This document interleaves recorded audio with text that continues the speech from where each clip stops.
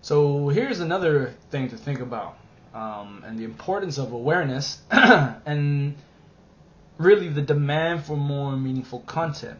Now, okay, let's start out with the awareness stuff, right?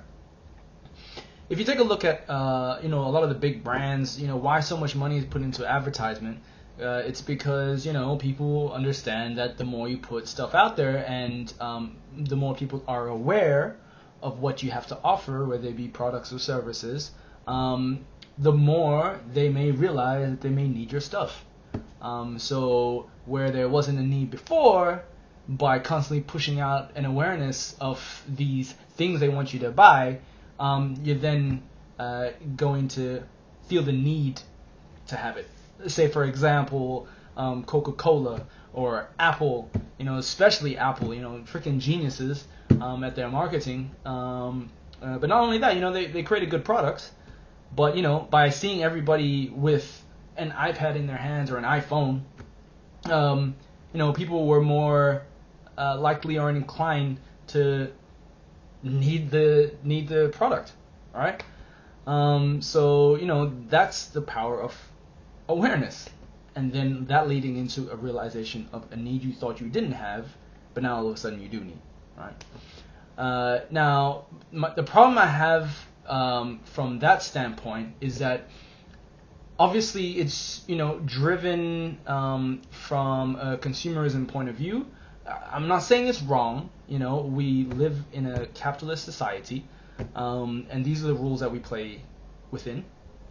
But my feeling is that there is a hidden demand for more meaningful content, where if we are to purchase things, why can't those purchases be towards something that is actually deeply significant, and I know that can be subjective for different people, right? What's meaningful for one person will be different from the meaning for somebody else. But so I guess what I to talk about in terms of meaning is really the stuff that's related to our past, stuff that's related to the story of humanity, and that's what I talk about with cultural indigenous animations, right? Or anything that relates to changing the hearts and minds of people, the stories we share with one another. Because to be honest, the stories we've been telling ourselves or the stories we've been playing out haven't been too great. If we were to go out into outer space and just take a look at everything that we've been doing to our planet as a whole and to each other, quite violent, filled with war. There people are living different realities under the one reality. Some people are living in a bubble where they got all the money in the world, but they may not necessarily be happy. But then there are also some who have a lot of money in the world and are happy and are actually doing something good with the money that they have, whether that to be help to support others. And this story of money always being evil is a story that we need to change as well. I think we sort of need to shift the mindset towards money being used as a tool or an exchange of energy towards something else. So not necessarily having money be the goal in and of itself, but seeing it as a way to provide you with the means to service others. And to service others, you need to become aware of yourself, your true self. All right, so there's the awareness of things around us, so the stories we tell one another. Then there's awareness of the story you have within yourself, right? The story you tell yourself. So, I go back to, a lot of the ancient stories that have seemed to survive or have been passed down from generation to generation and are still within our consciousness. Now, for me, personally, I feel that, whatever we put out, it needs to have a very strong intention of good, but also, practicality or balance, a sense of balance and harmony within there. Because, there are those sayings about how the road to war has always been paved with good intentions. And, this is true. But life and death, or birth and destruction, are part of the cycles of life. But that's another story.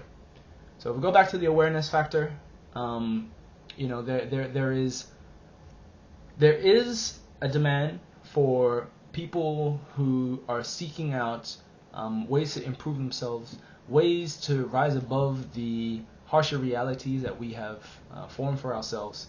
And I believe in order to help raise the conscious awareness of ourselves, we need to raise awareness of the ancient stories that provided these base lessons for us, that were, either told through Jesus Christ or Buddha or, the Palladians. All right? I don't know if you're aware of what some people call myths and other people call the truth about, alien universal brothers and sisters from other galaxies, solar systems, who have always tried to help us, humanity, get through the levels of evolution, the different levels of evolution that we have. And this can be seen actually in certain indigenous stories as well. Like if we take a look at the Dogon tribe in Africa, they have known to have charted the stars and had all this crazy astrological knowledge before any of our modern technologies existed. And I think one of the stars that they were very much aware of was Sirius A and Sirius B. Now, if you look at how that has trickled down into our stories and a lot of popular culture that you sort of take for granted, Sirius B is actually one of the characters from Harry Potter. I don't know how many of you may have known that, but that is how this deeper knowledge, I feel, gets trickled down into all the other different stories. And for those who believe in the Palladians, they say that they were seed bringers, light seed bringers, something of the sort, where they planted throughout history knowledge and consciousness in different areas, because they weren't allowed to intervene in humanity unless in dire states or catastrophes. And if you go even further, you can see how that is also outlined in Greek mythology. If you've seen the latest movies from from Marvel, DC Comics, I always get confused with the two. My bad. But Thor, they were talking, shedding light on that mythology, and showing how a lot of the gods and goddesses that we've come to know are actually alien beings, species from different parts of the universe. And could they be right? We don't know. But having that awareness trickle down into our stories, if you start to dig deeper and deeper, and people are doing it and they are seeking it, I think it's good for people to be able to come to themselves through their own exploration. And it's definitely a good thing, and that it needs to happen more of. And you will see an acceleration of these sort of things occurring within our world, where men will be moving towards a more heart-centered place, and women will be moving into a more power base, where because previously they felt that their power had been taken away, which is can be related to Martian energy. If you know the book Mars versus Venus, the age-old differences between men and women, that's considered with the Martian energy. Then you got the Venus energy, which is the realm of the female energy. And I'm not talking specifically females and males physically. I'm talking about female and male energy, right?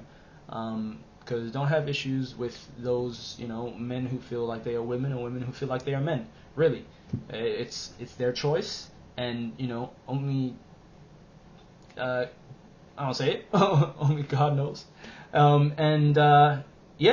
So there is a very big demand for this deeper meaning in our stories, and you will see more of it. And that's my prediction.